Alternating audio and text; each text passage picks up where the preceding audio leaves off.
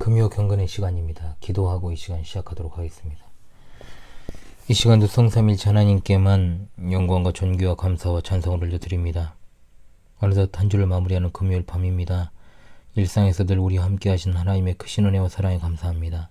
이 밤에도 경건의 시간을 갖도록 우리 삶을 연장하셨사오니 하나님의 말씀을 통한 뜻을 바로하라 순종하도록 성령의 조명하심과 인도하심만을 의지합니다.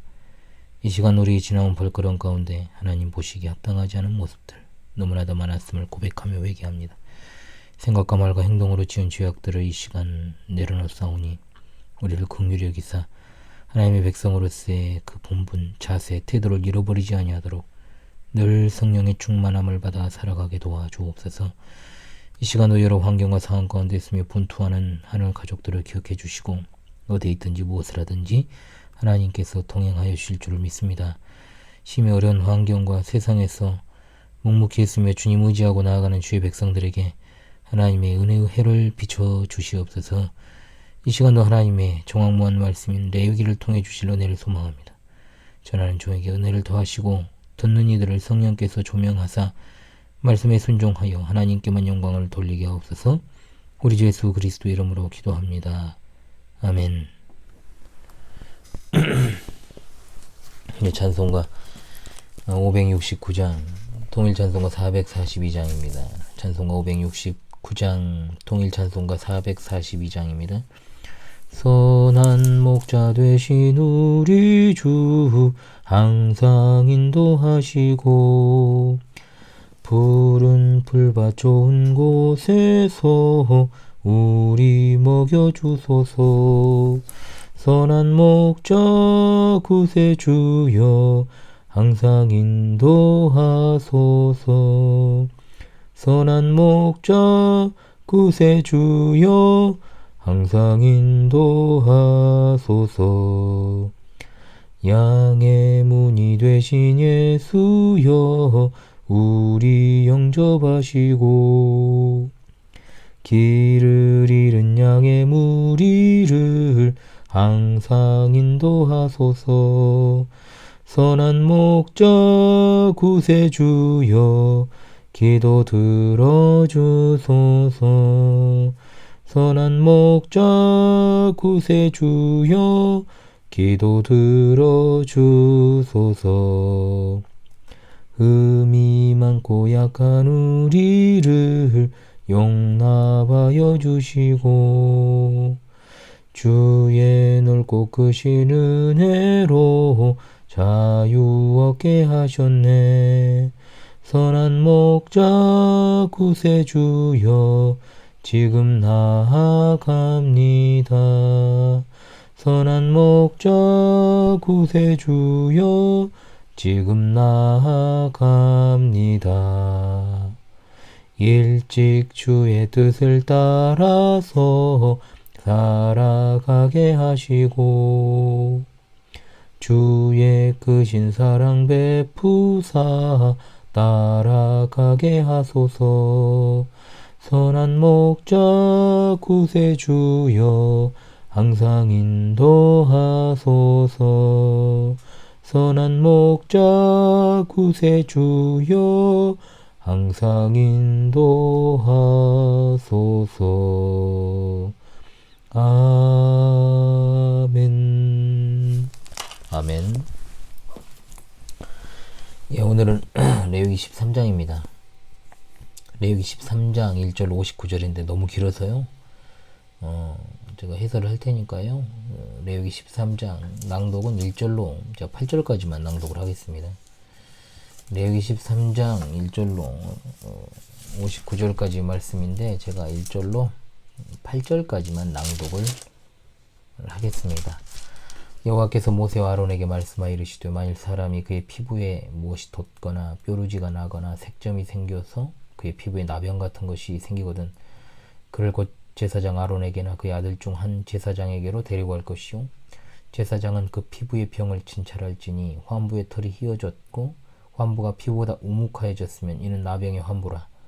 제사장이 그를 진찰하여 그를 부정하다 할 것이요 피부의 색점이 희나 우묵하지 아니하고 그 털이 희지 아니하면 제사장은 그 환자를 이래 동안 가둬둘 것이며 이래 만에 제사장이 그를 진찰할지니 그가 보기에 그 환부가 변하지 아니하고 병색이 피부에 퍼지지 아니하였으면 제사장이 그를 또 이래 동안을 가둬둘 것이며 이래 만에 제사장이 또 진찰할지니 그 환부가 엷어졌고 병색이 피부에 퍼지지 아니하였으면 피부병이라 제사장이 그를 정하다 할 것이요 그의 옷을 빨 것이라 그리하면 정하리라.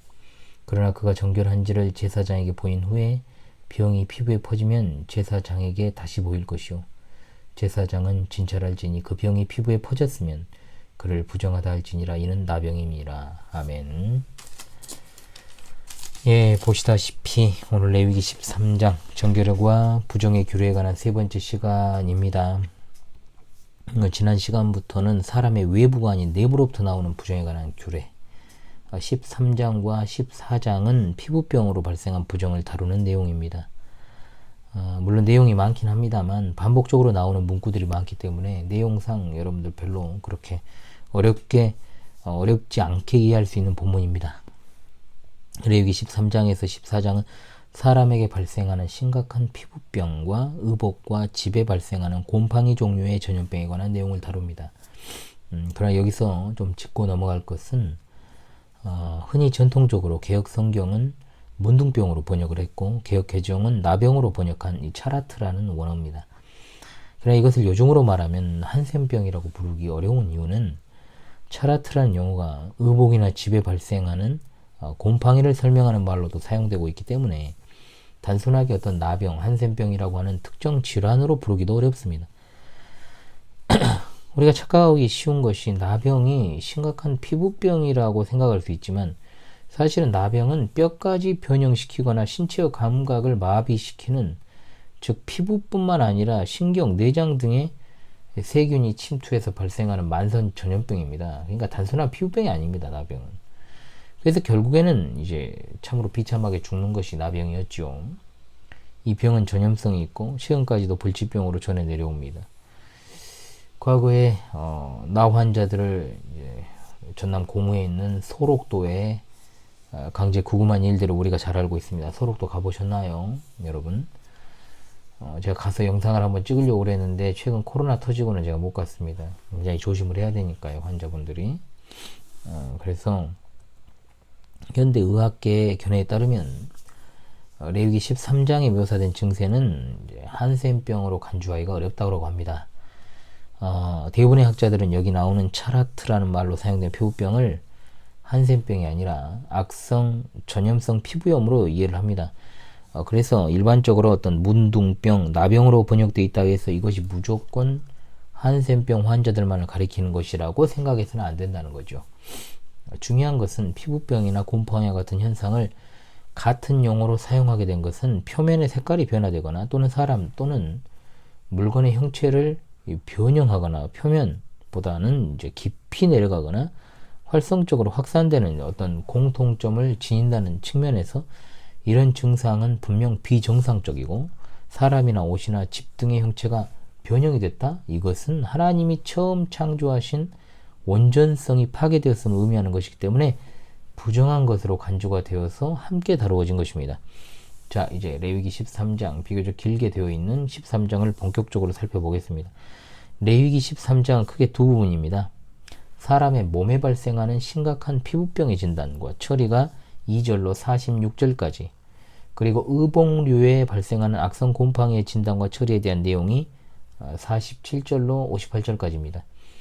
첫째 단락에서는 사람에게서 발생하는 피부병을 이제 21가지로 구분을 해서 각각의 진단과 그 처리를 소개하고 있고, 둘째 단락에서는 의복에 발생하는 곰팡이를 3경우로 구분을 해서 그 진단과 처리를 소개하고 있습니다.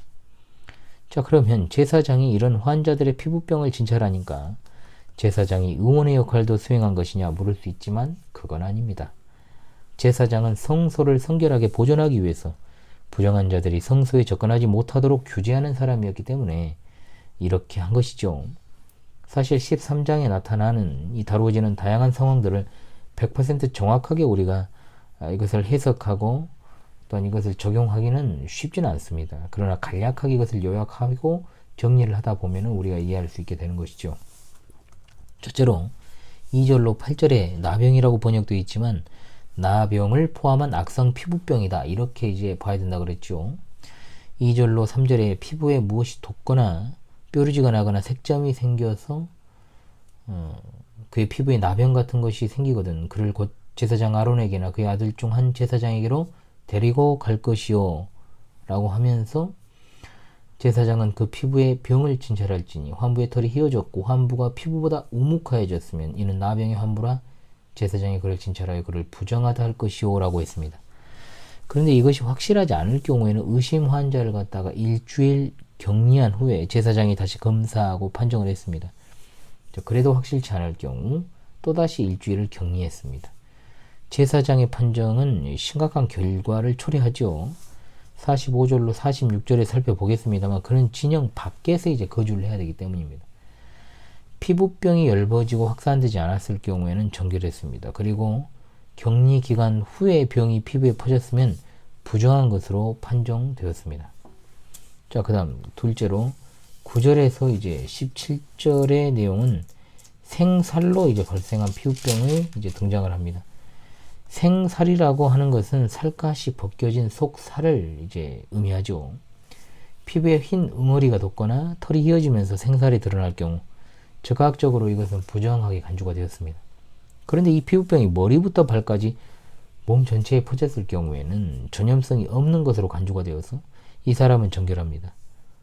이 병이 정확하게 어떤 병인지 알기는 어렵습니다. 현대 의학적 견지에서는 이것이 피부색을 잃게 되는 백반증이나 만성 건성이다 이렇게 이제 보고 있습니다.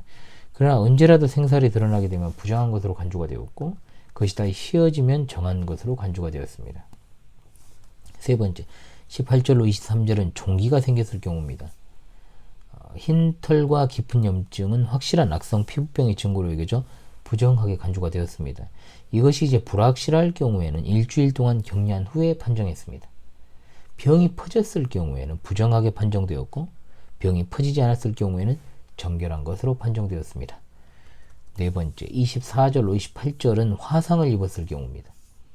화상을 입은 곳의 피부색이 변하고 흰털과 깊은 염증이 발생했을 경우에는 부정한 것으로 판정되었고 불확실한 경우에는 일주일 동안 격리한 후에 판정했으며 병이 퍼졌을 경우에는 부정한 것으로 판정되고 퍼지지 않았을 경우에는 정결한 것으로 판정했습니다. 다섯 번째 29절에서 37절은 머리와 수염에 옴이 발생했을 경우입니다. 자, 여러분 옴이 뭔지 아십니까? 옴? 옴이라는 말로 번역된 히브리어는 우리가 알고 있는 옴이 아니에요. 자, 옴에 걸리면 아주 어마어마하죠. 옴 환자를 많이 봤는데 아주 무지막지하게 긁어댑니다. 여러분 요즘은 옴 환자 보기엔 힘들죠. 그러니까 피부가 시뻘겋게 될 때까지 계속해서 이제 긁어댑니다. 이것은 이제 세균성, 저는 군대에서 봤습니다. 군대에서 난리가 나죠. 한 명 옴 생기면 이제 그 사람을 이제 완전히 격리를 시켜야 됩니다. 세균성 피부병입니다. 여기서 말하는 옴은 그것이 아니고 머리나 턱에 털이 빠지는 백선병이라고 이제 일컬어집니다. 그런데 여기서 이 다양한 것들을 나병이라고 통칭한 것은 의학이 발달하지 않았던 고대 히브리인들은 이러한 악성 피부병을 나병으로 간주했던 것입니다. 그런데 여러분 요즘도 진료 과목 중에 가장 진짜 이 원인을 알기 어려운 게 피부과입니다. 피부과. 피부에 어떤 것이 돋아났을 때 그것이 어떤 원인에 의해서 이것이 올라왔다라고 통칭하기 어려워요. 제가 피부과를 제가 그런 건 아니고 아내 때문에 몇 군데를 가다가 보니까 진짜 이 피부과는 어떤 특정한 병이라고 이렇게 단정하기가 어렵다라는 것을 제가 분명하게 알게 되었습니다. 왜냐하면 갔는데 다 다르게 말해요. 그래서 결국은 가장 독한 약을 써가지고 그것을 잠재우는 것 외에는 별 방법이 없더라는 것을 제가 알게 되었습니다. 그랬을 때 현대의학에서도 그럴진데 이 고대에는 어땠겠습니까, 여러분? 이것이 어떤 것인지 알 수 없지 않습니까? 한 민족이 절멸할 수도 있는, 전멸할 수도 있는 그런 어떤 심각한 전염병이 병소가 될 수도 있기 때문에 상당히 이게 심각하고 예민하게 반응할 수밖에 없었던 것이죠. 이런 것들을 여러분들이 염두에 두고 성경을 보셔야 됩니다. 자, 그래서 이것도 이제 역시나 부정하게 여겼고 불확실할 경우에는 일주일 동안 격리했고요. 그래도 불확실하면 다시 또 일주일을 격리했습니다. 병이 퍼지지 않았을 경우에 정결한 것으로 판정되었습니다. 또한 마찬가지로 병이 퍼졌을 경우에는 부정하게 판정되었고 완전히 나으면 정결한 것으로 판정되었습니다. 자, 여섯 번째, 백반병으로 발생한 이제 정결한 피부병입니다. 38절로 39절인데요. 피부의 일부분이 휘어지긴 했으나 피부가 우묵해지지도 않고 털의 색깔이 변하지 않았을 경우 이 병은 단순한 어루러기로 보고 정결하게 간주되었습니다. 어루러기는 그저 피부 표면에만 갑작스럽게 생기는 가벼운 피부병을 가리키는 말이죠. 자, 일곱 번째, 대머리와 피부병입니다. 40절에 44절에 보면 단순한 대머리는 부정하지 않았고 앞머리가 대머리인 경우에도 부정하게 간주되지 않았으며 대머리나 이마에 희고 대머리지만 이마에 희고 불구스름한 점이 있으면 이제 부정한 것으로 간주되었습니다. 그 다음으로 이제 45절, 46절은 피부병으로 부정하게 된 자에 대한 처방을 알려주십니다. 일단 제사장이 문제가 된 피부병을 심각하고 전염성이 있는 것으로 판정하면 다른 사람이 그 사람을 접촉해서 부정하게 되는 것을 막기 위해 악성 전염성 피부병을 진단받은 그 사람은 옷을 찢고 머리를 풀며 윗 입술을 가리고 부정하다 부정하다를 외쳐야 됐습니다. 그뿐 아니라 그는 진 밖으로 나가서 격리되어 홀로 살아야 했습니다. 그는 부정하기 때문에 하나님이 거하시는 이스라엘의 거룩한 진에서 분리되어야 하기 때문입니다. 옷을 찢고 윗 입술을 가리는 행위는 사람이 죽었을 때 슬픔을 표현하는 의식이었지만 옷을 찢는 행위는 대제사장은 하지 말아야 하는 행동입니다. 심각한 피부병이 걸린 자는 진 밖에서 홀로 살아야 되는데 구약시대에 그야말로 이 민족 공동체와 고립되어 살아간다는 것은 대단한 불행으로 이제 간주가 되었죠. 특히 진 밖은 진에서 추방된 죄인과 부정한 자들이 거주하거나 율법을 어긴 자들이 처형되는 장소이기 때문에 더 그렇습니다. 진 밖에 산다라고 하는 것은 언약의 축복에서 끊어졌음을 의미하고 제사장에게 부정하다라고 판정된 자가 슬픔을 나타내는 의식을 행하는 것이 당연했다는 거죠. 그는 하나님의 축복과 하나님의 백성에게서 단절된 삶, 즉 살아있지만 죽은 자와 다름없이 살아야 했습니다. 그러고 보면 참 제사장이 할 일이 굉장히 많지요. 악성 피부병이나 곰팡이에 전염되었다고 의심이 되는 사람, 의복 또는 집을 조사해서 이들이 정결한지 아니면 부정한지를 판단해야 했습니다. 하지만 제사장은 이것을 진단했을 뿐 치료하는 의사는 아니었습니다. 그는 아무 치료도 아무 처방도 하지 않았습니다. 아니, 할 수가 없죠. 제사장의 역할은 다만 성소를 정결하게 하고 부정한 자들이 성소에 접근하지 못하도록 규제하는 것이 가장 기본적인 임무였기 때문입니다. 마지막 세 번째 단락 47절로 59절은 옷에 발생한 곰팡이에 대한 진단, 그 처방입니다. 심각한 곰팡이가 의복에 발생한 경우를 이제 취급하는데요. 옷에 발생한 푸르거나 이제 붉은 곰팡이가 발견되면 이것을 제사장에게 보여야 했습니다. 이것은 의복뿐만 아니라 배, 털, 가죽 등에도 이제 마찬가지로 적용이 되었죠. 제사장은 문제가 되는 옷 또는 물품을 검사한 다음에 이를 간직했다가 일주일이 지난 후에 다시 검사해서 곰팡이가 확산되었을 경우에 이를 이제 악성 전염균으로 판정을 하고 그 물품을 이제 불살라야 했습니다. 하지만 일주일 후에 곰팡이가 확산되지 않았을 경우에는 그 물품을 빤 후에 또다시 일주일이 지난 후에도 색이 없어지지 않았으면 이는 부정한 것으로 간주가 되어서 그 물품은 불살라야 했습니다. 하지만 일주일 후에 그 빤 옷 또는 물품에 발생한 곰팡이 색이 엷어졌으면 곰팡이가 발생했던 부분만을 찢어낸 다음에 다시 빨아서 사용할 수 있었습니다. 자, 도대체 이런 악성 피부병과 그리고 곰팡이 균에 대한 규정이 어떤 의미를 가지는가 우리가 생각을 좀 해봐야 되겠죠. 1차적으로는 위생적인 의미를 가지고 있습니다. 이 악성 피부병은 부정한 질병입니다. 부정한 이유, 그것이 전염성을 가진 악성 질병이라는 뜻입니다. 자신만 해치는 것이 아니라 주위 사람들을 심각하게 해칩니다. 그러므로 그 병에 걸린 사람은 이스라엘 회중과 격리되어야 했습니다. 그것은 단순하게 생각해서 위생적 성결의 문제입니다. 그러나 과연 성경이 위생적 성결에 대해서 말씀하는 것일까요? 아닐 것입니다. 이것은 전염성을 가진 악성 피부염을 통해 우리에게 교훈을 주시는 겁니다. 나병을 비롯한 전염병들은 인간의 악한 죄성을 가리킵니다. 그것의 특징은 뭡니까? 전염된다는 데 있습니다. 죄는 자신의 불행과 죽음을 가져올 뿐만 아니라 다른 이들에게도 악을 전염시킵니다. 우리가 사는 환경, 문명, 문화가 부정한 것으로 얼룩지게 될 경우에 그런 환경에 살아가는 사람들도 자연스럽게 그러한 것에 물들게 되어 있습니다. 죄라는 것이 실로 그렇습니다. 한 사람만 파괴시키는 것이 아닙니다. 아담 한 사람의 죄악으로 온 세상에 죄가 들어온 것과 같이 성경은 그것을 누룩으로 비유하고 있지요. 적은 누룩이 온 덩이에 퍼진다라고 했고, 적은 누룩이 온 덩이에 퍼지는 것을 알지 못하느냐라고 갈라디아서와 고린도전서에서 바울 사도는 말합니다. 그러므로 성도들은 죄와 분리되어야 되고 또한 범죄자들과 분리되어야 됩니다. 하나님과 함께 살아가기로 약속한 언약의 신실한 백성들은 그들이 사는 생활 환경을 정결하고 또한 청결하게 보존해야 됩니다. 우리 주변에 신앙생활의 정결함을 가로막는 부정이 있지 않습니까?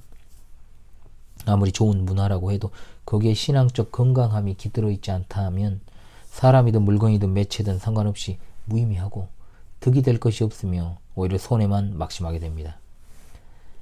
바울 사도는 로마서에서 형제들아 내가 너희를 권하노니 너희 교훈을 거슬러 분쟁을 일으키고 거치게 하는 자들을 살피고 저희에게서 떠나라고 했습니다. 고린도전서에서도 이제 내가 너희에게 쓴 것은 만일 어떤 형제라 일컫는 자가 음행하거나 탐람하거나 우상숭배하거나 후욕하거나 술 취하거나 토색하거든 사귀지도 말고 그런 자와는 함께 먹지도 말라 함이라. 외인들을 판단하는데 내게 무슨 상관이 있으리오마는 교회 안의 사람들이야 너희가 판단치 아니하랴. 외인들은 하나님이 판단하시려니와 이 악한 사람들은 너희 중에서 내어 쫓으라 그랬습니다. 디도서에는 이렇게 나옵니다. 이단에 속한 사람 한두 번 훈계한 후에 멀리하라고 말이죠. 자, 또한 최종적으로 천국은 의인들만의 거주지고 악인들은 영원히 제외되게 될 것입니다. 의인과 악인은 영원히 분리됩니다. 고린도전서 6장 9절로 10절의 말씀입니다. 불의한 자가 하나님의 나라를 유업으로 받지 못할 줄을 알지 못하느냐. 미혹을 받지 말라. 음란하는 자나 우상 숭배하는 자나 간음하는 자, 탐색하는 자, 남색하는 자, 도적이나 탐남하는 자, 술 취하는 자, 모욕하는 자, 속여 빼앗는 자들은 하나님의 나라를 유업으로 받지 못하리라고 했고, 요한계시록 21장 27절 무엇이든지 속된 것이나 가정한 일 또는 거짓말하는 자는 결코 그리로 들어오지 못하되 오직 어린 양의 생명책에 기록된 자들 뿐이라. 또한 15절에도 말씀합니다. 괴들과 술객들과 행음자들과 살인자들과 우상숭배자들과 및 거짓말을 좋아하며 지어내는 자마다 성 밖에 있으리라. 아멘. 우리는 레위기 13장이 주는 실제적 교훈을 받고 이제 마무리를 해야 되겠습니다. 첫 번째로 우리는 모든 죄를 버려야 됩니다. 죄는 악성 전염병과 같이 부정합니다. 인생에게 불행뿐만 아니라 죽음과 지옥 형벌을 가져오는 것이 죄죠. 그러므로 하나님께서는 우리가 모든 죄를 회개하고 버리기를 원하십니다. 주 예수께서 친히 전하신 첫 번째 메시지, 회개하라, 천국이 가까웠느니라. 아멘. 두 번째, 우리는 모든 죄의 씻음을 받아야 됩니다. 나병과 같은 병이 없는 정상인은 행복한 사람이죠. 우리는 예수 그리스도의 피로 모든 죄의 씻음을 받아야 되고 또한 받은 자인 줄로 압니다. 사도 요한은 우리가 우리 죄를 자백하면 하나님께서 우리 죄를 사하시고 모든 불의에서 우리를 깨끗하게 하신다라고 분명히 말합니다. 우리는 우리의 추하고 더러운 모든 죄의 씻음을 받아야 될 줄로 믿습니다. 셋째로, 우리는 죄악된 문화와 그러한 문화에 물들어 있는 죄인들과의 교제를 금해야 됩니다. 금묵자흑이라는 말이 있습니다. 먹을 가까이 하면 검게 된다는 뜻입니다. 죄악된 문화와 죄인 가까이 하면 죄의 영향을 반드시 받습니다. 복 있는 사람은 악인의 꾀를 쫓지 아니하며 죄인의 길에 서지 아니하며 오만한 자리에 앉지 아니한다라고 분명히 말하죠. 바울 사도도 악한 친구는 행실을 더럽힌다라고 분명히 말합니다. 기억하십시다. 하나님을 모르는 자들은 우리가 십자가의 도를 전해야 될 대상들이지 우리가 교제해야 될 대상이 아닙니다. 분명히 기억하십시오. 우리는 사람들과의 교제를 조심해야 됩니다. 특히 믿지 않는 자들과의 교제를 조심해야 됩니다. 넷째로, 우리는 본장을 비롯한 레위기 전체적인 교훈을 통해서 반드시 이스라엘의 잃은 양을 고쳐주시며 구원하시는 예수 그리스도를 발견해야 될 줄로 믿습니다. 제사장은 성소를 정결하게 하기 위해 부정한 자들이 성소에 접근하지 못하도록 규제를 하는 일을 수행했습니다. 그러나 제사장들은 환자들을 치료할 수는 없었습니다. 이건 무엇을 말합니까? 제사장의 사역이 예수 그리스도의 사역을 내표하는 것인가 동시에 인간 제사장은 참다운 제사장을 가리키는 그림자에 불과하다는 사실을 말입니다. 우리 예수님은 스스로 병자와 소외된 자를 찾아 이 땅에 오셨습니다. 그들을 고쳐주시고 무엇보다 그들에게 영생을 주십니다. 언약의 실체가 되시는 그리스도를 믿는 우리는 더욱더 거룩하고 성별된 모습으로 예수 그리스도와 오늘도 내일도 동행하는 삶을 살아야 될 줄로 믿습니다. 아멘. 찬송가 423장 통일 찬송가 213장입니다. 찬송가 423장, 통일 찬송가 213장입니다. 423장, 통일 찬송가 213장입니다. 먹보다도 더 검은 죄로 물든 마음이 흰 눈보다 더 희게 깨끗하게 씻겼네. 주의 보혈 흐르는데 믿고 뛰어나가 주의 은혜 내가 입어 깨끗하게 되었네. 모든 의심 걱정과 두려움이 사라져 슬픈 탄식 변하여 깊은 찬송 되었네. 주의 보혈 흐르는데 믿고 뛰어나가 주의 은혜 내가 입어 깨끗하게 되었네. 세상 부귀 영화와 즐겨하던 모든 것 주를 믿는 내게는 분토만 또 못하다. 주의 보혈 흐르는데 믿고 뛰어나가 주의 은혜 내가 입어 깨끗하게 되었네. 나의 모든 보배는 저 천국에 쌓였네. 나의 평생 자랑은 주의 십자가로다. 주의 보혈 흐르는데 믿고 뛰어나가 주의 은혜 내가 입어 깨끗하게 되었네. 예, 벌써 2월 마지막 주일을 앞두고 있습니다. 다음 주면은 이제 본격적인 신학기가 시작되는 때이고요. 또 우리 사랑스러운 자녀들이 다 개학을 하게 되겠네요. 얼마나 개학하고 싶지 않을까요? 네, 굉장히 또 좋은 시절 다 끝났다. 어린 시절에도 좋은 시절 다 갔다. 뭐 이런 말 꼭 방학 이제 끝날 때쯤에 하셨던 기억이 납니다. 방학 정말 좋았죠. 저들 어릴 때 정말 방학이 좋았습니다. 학교 다니기 싫었습니다. 솔직히 저도. 학교 공부 별로 재미도 없었고요. 솔직히 교회 가는 건 재밌었는데 학교 가는 거 별로 재미없었습니다. 예, 그래서 참 이 방학 때는 여러 가지로 뛰놀고 여러 가지를 경험하고 또 책도 많이 읽고 막 그런 것들이 너무 좋았어요. 예, 그런데 이제 계약을 해버리면 또 이 틀에 박힌 가르침과 이 강압적인 이제 교육 방식들 그리고 친구들하고 이제 노는 것은 좋았습니다만은, 그래도 또 저희가 막 두루두루 이렇게 막 친한 스타일은 아니었습니다만은, 어찌되었든 간에, 그리고 참, 그래도 좀 방학이 정말 좋았던 기억이 나요. 또, 물론 우리 부모님들도 다 분주하실 텐데요. 하나님께서 함께 하시고, 늘 도움 주시길 원합니다. 자, 방송 관련해서 공지 몇 가지 드립니다. 다음 주 화요일까지는 특강을 좀 진행하고요. 화요일에 화요 특강으로 지금 계속 하고 있죠. 다음 주까지는 그렇게 하겠습니다. 3월 7일부터는요 이제 제네박당 강의가 진행이 될 것입니다. 수요일에는 예, 말씀드렸죠. 웨스트민스터 신앙 고백서를 해설하겠습니다. 마음의 준비를 하시고요, 여러분. 이제 3월부터는 금요일 유사 그리스도인 읽기는 아마도 3월 10일 정도면 끝날 것 같습니다. 그래서 책 한 권 읽기가 또 끝나기 때문에 또 한두 주 정도 쉼을 갖고, 그래도 이제 3월 달에는 진행할 겁니다. 3월 24일 정도에는 새로운 책을 이제 읽어 나가도록 하겠습니다. 책은 이미 정해놨습니다. 그 즈음이 되면 제가 공지를 드리고요. 또 구매 안내 및 외부 성도님들이요. 그래서 그러면 책 받으려면 외부로 나가야 되겠네요. 뭐 그렇게 생각하실 수도 있는데요. 이제 오시면은요 안 보내드립니다. 그래서 외부 성도님들은 제가 보내드립니다. 몇 분이나 된다고요? 있잖아요, 여러분. 그래서 나가 계신 분들에게는 보내드리겠습니다. 뭐 여기서 나가신 건 아니지만 그래도 밖에 계시면서 이 현월TV를 사랑해 주신 우리 성도님들께는 보내드리도록 하고요. 우리 본교회 성도님들은 돈 주고 사십시오. 예. 예. 지난주에 진행하지 못한 성찬식이 오늘 2월 마지막 주일에 있습니다. 자, 연말에 계획 중인 이제 교회의 중대한 결정이 있는데 기도를 부탁을 드리겠습니다.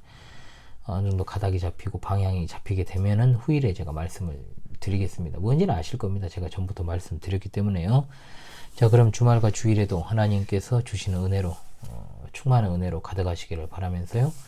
제가 기도하고 금요 경건의 시간을 마치도록 하겠습니다. 기도합니다. 우리 하나님 참으로 감사합니다. 주신 본문을 통해서 우리가 죄를 다시금 깨달아 알게 하시고 예수 그리스도와 동행하며 거룩하고 성별된 삶으로 끝까지 살아갈 수 있도록 늘 우리의 마음과 중심을 지키는 우리 삶이 되게 도와주시옵소서. 이번 주도 하나님의 은혜 가운데 마무리하고자 합니다.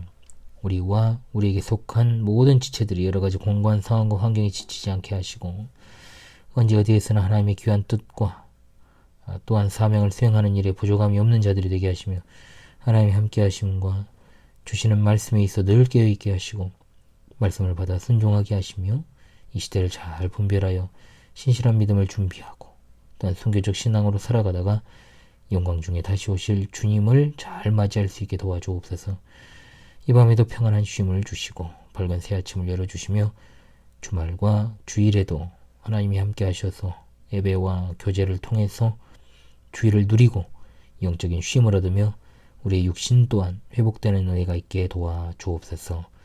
어려운 삶과 환경에 놓여있고 평상에서 회복 정말 가운데 있는 주의 백성들의 삶의 애환과 고통을 살펴주시기 원하오니 안위하여 주시고 치료하여 주시며 회복시켜 주시기를 간절히 원합니다.